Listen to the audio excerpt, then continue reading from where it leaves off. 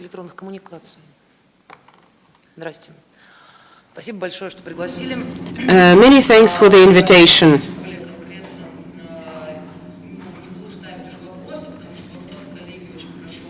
I'm not going to ask here or to put the main questions because they were already discussed. Because in the Russian legislation, all these issues are very definitely exactly defined. We know who is a blogger and what is a mass media. I'm going to explain what initiatives do we have in Russia, how do we self-regulate ourselves, and what measures are undertaken by the state. First of all, I would like to say about those organizations which are actively working. But before that, I would like to point your attention to the following. Russia, as you know, probably,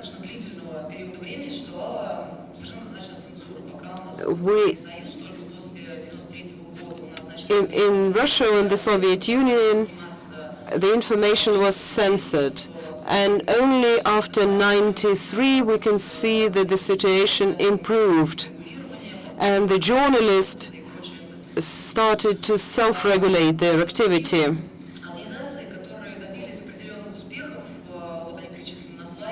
Here on my slide you see the organizations who are most prominent in their professional activities. There's the traditional Russian Union of Journalists, there is Moscow Journalist Charter of 1994. There's the Civil Society Institutions and Human Rights Council under the President of the Russian Federation, and the Committee for Mass Media Support. And I think one of them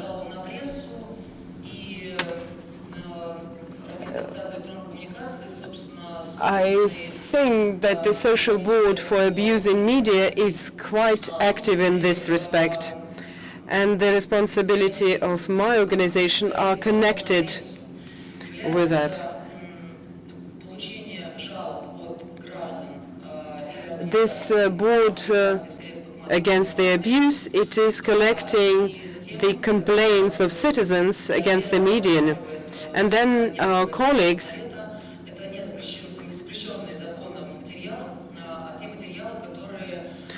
they are considering these complaints.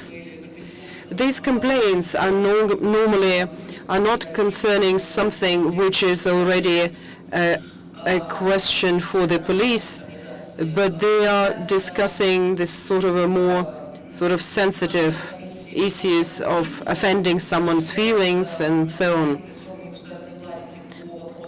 As to our organizations, we are cooperating with the state bodies in the question of regulating of their activity or regulating internet in general. And this cooperation is rather efficient. For example, the amendments, the last year's amendments, and the amendments concerning the protection of dignity of honor of citizens in mass media. And our committee managed to soften the wording which was initially suggested by the State Duma. And in the end, this legislation was formulated in a compromise, so the formulation was a compromise of both sides.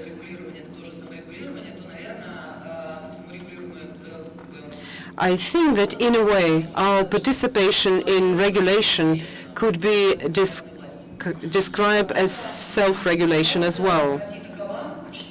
But the situation in Russia is so that the majority of what we can do and the majority of what is written by journalists or bloggers, it is limited by the laws by the acting laws of the Russian Federation. And here you see the main laws.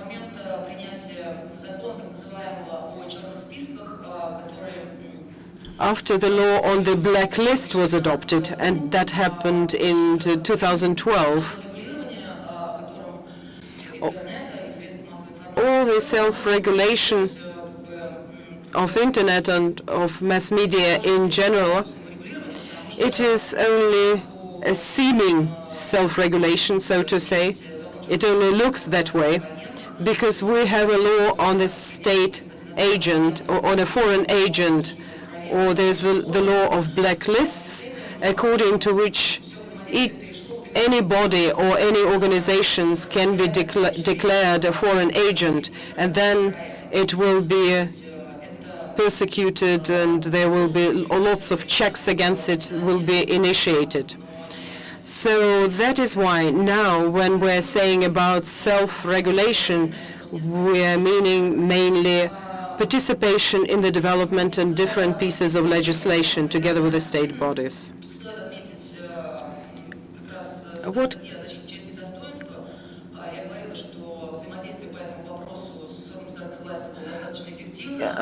As to this law on the protection of dignity on the internet, here I can say that our cooperation with the State Duma was pretty efficient.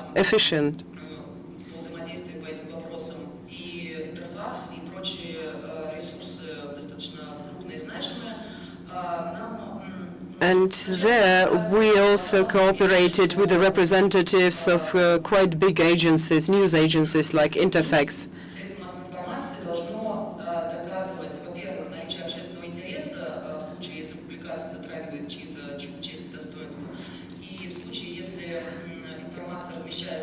Because initially, for example, Duma requested that each time a journalist should prove that really this publication has public interest. And luckily enough, we managed to soften this wording. Because in the past, quite a lot of public officials were complaining that mass media was violating their rights and they called lots of articles just defamation.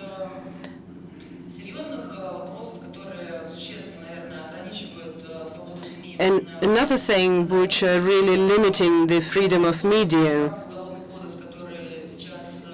I can say that criminal code and their amendments to criminal code really present a problem to us now, because there are articles for extremism, defamation, and separatism.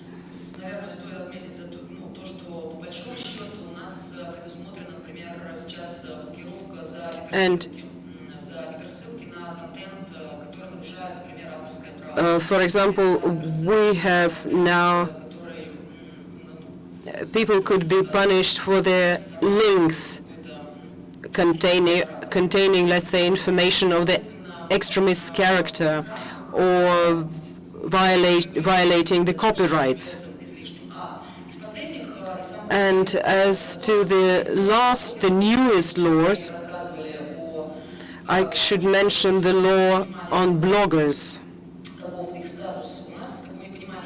Because colleagues from different countries were mentioning that they're not quite sure who are bloggers, whether they're mass media or not. Because in our country they are considered to be mass media, but their rights are somewhat limited. But we are trying now to cooperate with the authorities and to protect the rights of the bloggers, to protect their sources, so to say. If they're announced to be journalists, then they should have the right to protect their sources.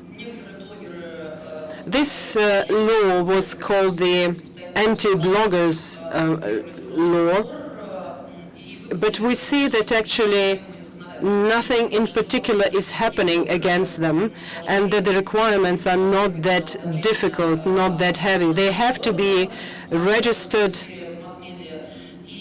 and some of them did it already, and it appeared that this registration is not very complicated.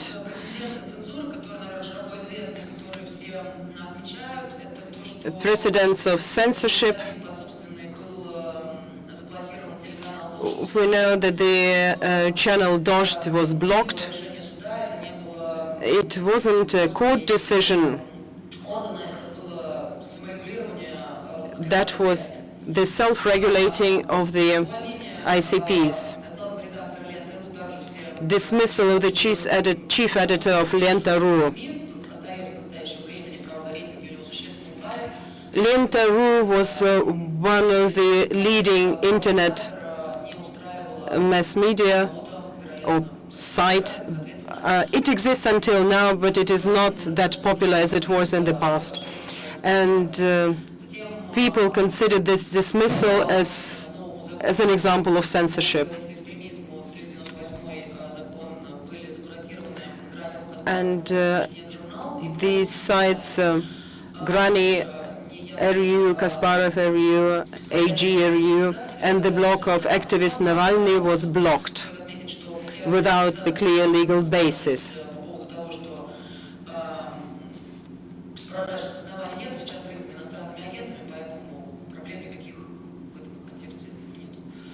So, and it seems that those organizations which were mostly complaining about this blocking are now announced to be foreign agents. Just 2 days ago, a new bill was introduced, and according to this law, this law says about the prohibition to possess by a foreign company of more than 20% of capital in the Russian mass media.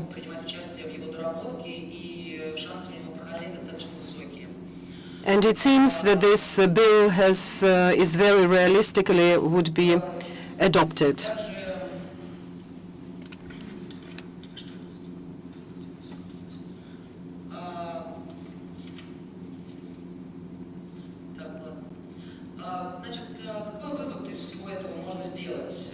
Which conclusions should be made?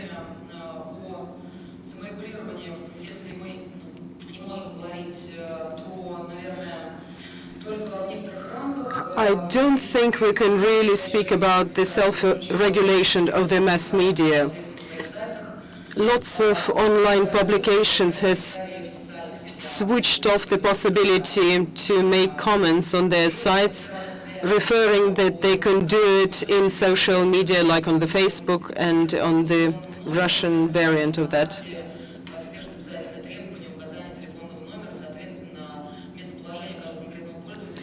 And for example, the Russian social site, social network VKontakte requires that each of the member should leave their telephone number. This self-regulation is still there.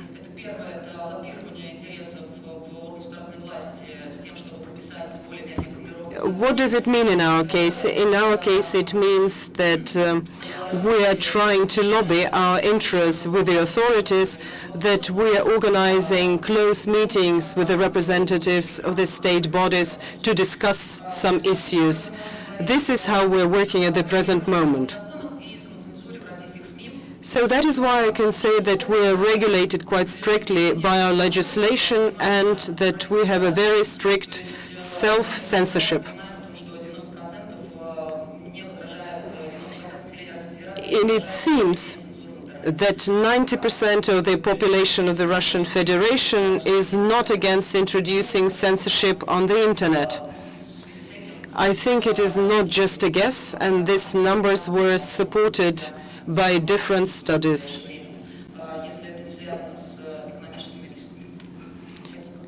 Thank you.